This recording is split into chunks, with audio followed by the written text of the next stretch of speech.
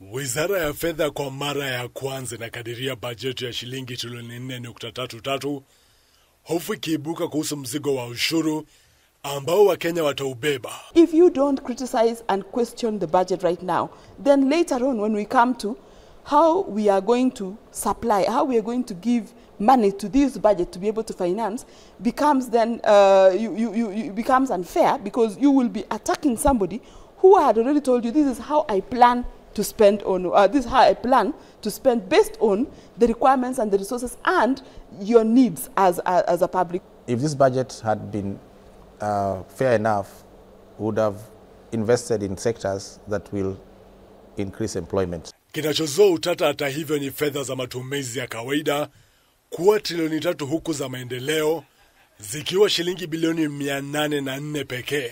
To stimulate the economy, it is very important to settle the pending bills so that money is released not only to settle outstanding obligations to banks and other creditors, but also to have the local populace have power to spend. For a country to develop, and I think the ideal scenarios that have been given by IMF and World Bank and everybody else is that development budget versus recurrent expenditure should always be 60-40. We are at 18%, 18.5% development and 71.5% recurrent. Out of that 18.5% development, get about 8% that will go to payment of pending bills, which are development related. So you end up having a country developing at about 10.5%.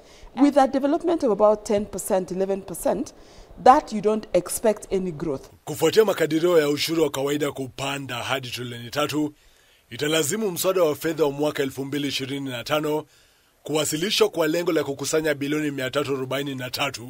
Hii ni licha ya mswada sawia kukataliwa na Wakenya mwaka 2024.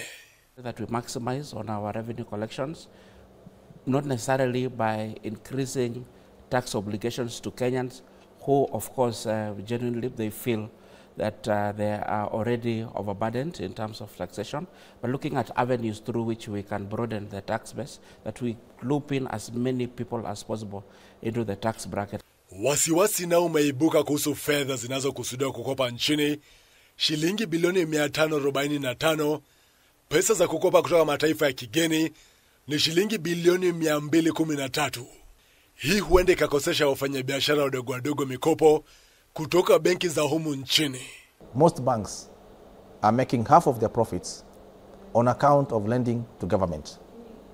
In fact, some players have suggested that we should introduce a windfall tax so that we collect more money from those banks who are making money from government. It is more convenient to borrow externally because you don't put pressure on the liquidity in the country, and you also don't compete with the local borrowers in the banks. Sasa Wakenya wana hadi tarehe 21 mwezi huu kuwasilisha maoni yao kwa Wizara ya Fedha kuhusu makadirio ya bajeti ya mwaka ujao wa kifedha utakaoanza mwezi wa 7. Joel Chacha, runinga ya K24, Nairobi.